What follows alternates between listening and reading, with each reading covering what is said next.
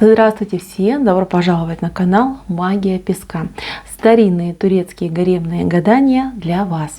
Дорогие зрители, гости канала, не забывайте подписываться, нажимайте на колокольчик и получайте уведомления о новых видео. Огромное спасибо заранее за ваши лайки, за ваши хорошие, добрые комментарии. Тема сегодняшнего гадания звучит так. Я его не понимаю. Что ждет меня в будущем с загаданным мужчиной? Мои дорогие, у кого сложные, непонятные отношения, приглашаю вас на это гадание. Пожалуйста, посмотрите на песочек, подумайте о любимом мужчине, о человеке, который вам интересен. Подумайте о том, что происходит в ваших отношениях. Вспомните его глаза, его голос, его улыбку. Почувствуйте его рядом. Можете позвать его несколько раз по имени. Задайте ему такой вопрос. Мой милый дорогой, как тебя понять? Что у тебя на уме? И что ждет нас в будущем? Какие отношения у нас сложатся? Надеюсь, вы настроились. Я убираю Назар. Прошу высшие силы дать мне возможность ответить на все ваши вопросы и послать для вас только самую важную, самую нужную и самую полезную информацию. Давайте же посмотрим на вашего мужчину. Что же он в себе скрывает? Какие секретики? Что же вам никак не дается его раскусить? И какие отношения ждут вас в будущем? Так, ну тут много всего вышло.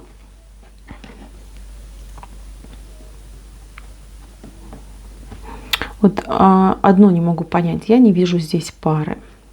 Я не вижу здесь пары, поэтому могу сказать так. Либо вы сейчас с ним в каких-то сложных отношениях, может между вами пауза, может между вами разрыв, либо вот отношения никак не строятся. Вроде как и начинается, да, вот в паре, в браке, да, вроде как не все так уж и плохо, но все равно какое-то отдаление, отстранение.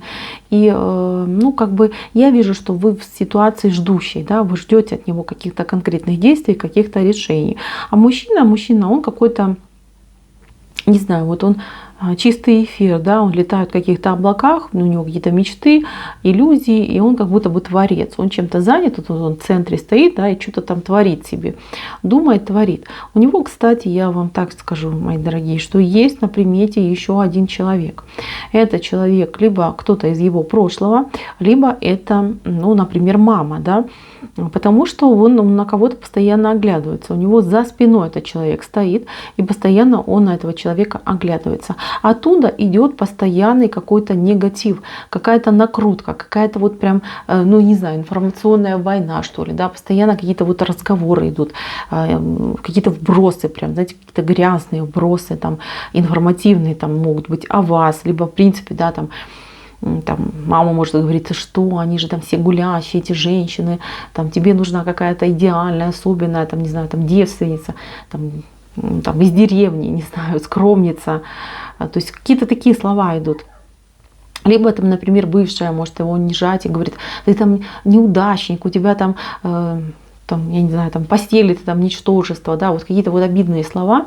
И он очень сильно вот подвержен этому влиянию, он от него никак не может избавиться. И вот я бы даже так сказала, что, возможно, для своей семьи, там, для родительской семьи, либо для бывшей семьи, он как какой-то козел отпущения. Они все его бодают, они все его там дергают, доют, я не знаю, вот как хотите, да, пользуются. Мужчина, он просто реально запутался и потерялся.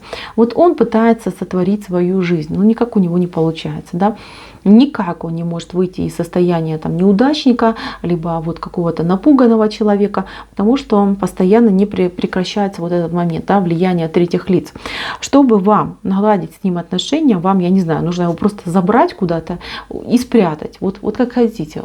Вот хотите буквально даже, принимайте мой совет.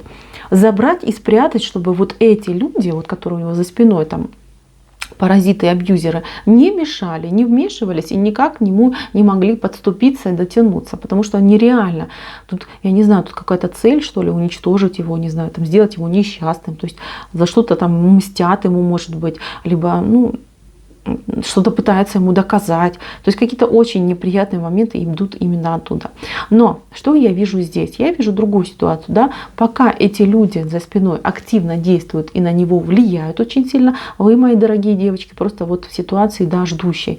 Ждущей в такой, знаете, коленопреклонной позиции, да, просите там высшие силы, ищите там какие-то подсказочки, чтобы вам вот с этим человеком построить отношения. Да, у многих, кстати, вопрос, а нужно ли мне строить отношения именно конкретно с этим человеком? Да, а многие просто вот прям молятся и просят счастья именно конкретно с ним. Но что я хочу вам сказать? Вот эта позиция коленопреклона. Вот смотрите, вы на коленках, да, вот вы сидите на коленках. Эта позиция, она непродуктивная, она вообще ни о чем. То есть вы можете так сидеть годами, просто годами сидеть и страдать. Ваша звезда, вместо того, чтобы лететь над вами, да, исполнять ваши желания, она вот где-то у вас понизу летит. Понимаете, вот такой момент. То есть вам нужно когти отрастить, вам нужно зубы заточить, да, вам нужно быть именно такой цепкой, знаете, ну, этого человека, он мягенький, понимаете, мне идет человек мягкий, внутри очень мягкий человек, вот прям он наполненный, он душевный, он такой любящий, у него сердечко доброе, у него душа нараспашку, да, человек вот прям рубаха парень такой вот, да, идет. И этого человека его нужно холить, лелеять, оберегать. Оберегать вот от таких паразитов, которые у него за спиной сидят. Знаете, если вы не будете предпринимать конкретных мер, то вот это вот паразитство, оно очень плохо для вас закончится. Эти люди, они просто вот как клещ, да, вот клещи впиваются в человека, просто они его выпьют, полностью выпьют, да, без остатка, до последней капельки, всю кровь с него выпьют, всю его жизненную энергетику, все они с него выпьют, вытащат с него. Понимаете, тут еще такой момент, я, конечно, против таких моментов, но я скажу, здесь вот ребенок еще вышел, ребенок, который очень сильно тоже влияет. И этот ребенок, он, понимаете, он с таким острым предметом, он его тоже колет, понимаете, если у него есть ребенок от там, прошлых отношений, предыдущего брака, этот ребенок, он тоже по-своему своего отца, например, кусает. Причем кусает очень жестко, очень больно. Да, вот он может говорить: ой, папа, ты меня не любишь, ты там себе другую тетю нашел, там 5-10, да, либо ребенок, который там сверх меры просит, да, чтобы там отец там купил там, не знаю, машину, квартиру, там, ну, понятно, да, что какие-то дорогие вещи. И если он не в состоянии их купить, то начинается: а, ты меня не любишь, а ты там 5-10. То есть здесь сплошное какое-то абьюзерство идет со стороны вот этих людей. Причем я так понимаю, что у него где-то всю жизнь была такая ситуация, и даже больше скажу, человек, возможно, в жизни вообще никогда не был счастлив. Вот такие паразиты на нем всегда сидели, всегда вот с него последние соки выжимали. И вот он бедненький, долбится, пытается вот там денежку заработать, либо как-то себя с колен поднять, да, чтобы вот хоть что-то у него было, да, с чем бы, например, он к вам мог прийти, потому что туда идти-то не с чем. Он там должен, тут должен, там заплати, там подари, там сделай, и все, он остается с голыми карманами. Человек, который работает просто там, я не знаю, на износ, да, он себе ничего не может оставить, ничего себе позволить не может. А если он что-то и позволяет, то его просто за это казнят, что вот ты какой, там, скряга, такой-сякой, ребенка лишил, либо там маме не купил, либо там жене не сделал. То есть какие-то такие моменты в жизни происходят. Мне, если честно, мужчину жаль, очень жаль. Вы его не понимаете, потому что вы по-другому воспитаны, потому что вы нормальный человек, да? Вас не воспитывали как жертву, а его именно так и воспитали. То есть вы вот не знаете, либо не знаете, у кого-то так, что у него сзади целая прям орда сидит, и вот такие, знаете, вот с мисочками, да, с руками: давай, ложи сюда, приходи, мы тебя ждем, да, что-то долго тебя нету, давай скорее. Вот этот момент у него в жизни происходит. Мужчина может скрывать. Мужчина, как он вам расскажет? Что я содержу всю там свою семью, что я содержу не только там семью, маму, сестру, там братьев, там не знаю, дедушку, бабушку, там бывшую жену, там деток всех своих, там даже не своих. То есть он этого не расскажет, он будет там стесняться этого момента, да. То есть как бы похвастаться-то особо нечем.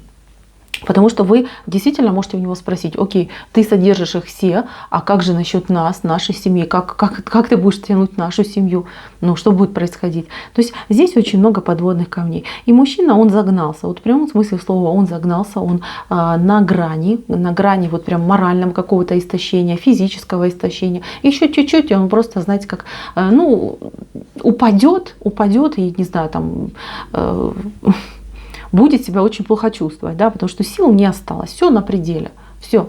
Вот такой момент происходит. Плюс, смотрите как, вы для него были счастьем, вы для него отдушина, вы для него, понимаете, он, например, не может с вами быть, но он о вас мечтает. А когда он мечтает о вас, он как бы наполняется. А когда он с вами общается, он, ну, скажем так, греется в лучах вашей энергетики, вот прям у него душа оттаивает, сердечко его согревается, и он чувствует себя счастливым. Но когда вы спорите, ругаетесь, ну, он страдает, потому что даже то единственное прекрасное, что в его жизни есть, в вашем лице, ну, скажем так, от него уходит. Вот этого он очень сильно переживает. Он не желает к вам привязываться, потому что боится вас потерять, боится того, что он влюбится там до беспамятства, а вы, ну, скажем так, не потерпите его образа жизни, потому что, ну, он нормальный человек, он понимает, что так люди не должны жить. Да, не должны жить, но вот какая-то повышенная социальная ответственность на нем лежит, и он ее тянет и все. Человека очень острая ситуация, очень неприятная.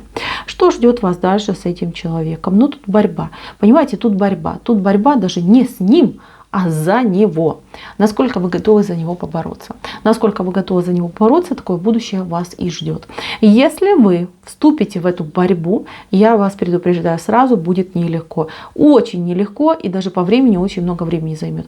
Но то, что вы победите, это 100%. Я вижу тут знаки победителя, тут и лавровый веночек у меня есть. И, знаете, дракон с вашей стороны вышел. Смотрите, какой огромный дракон, видите? Вот он, дракон с таким хвостом.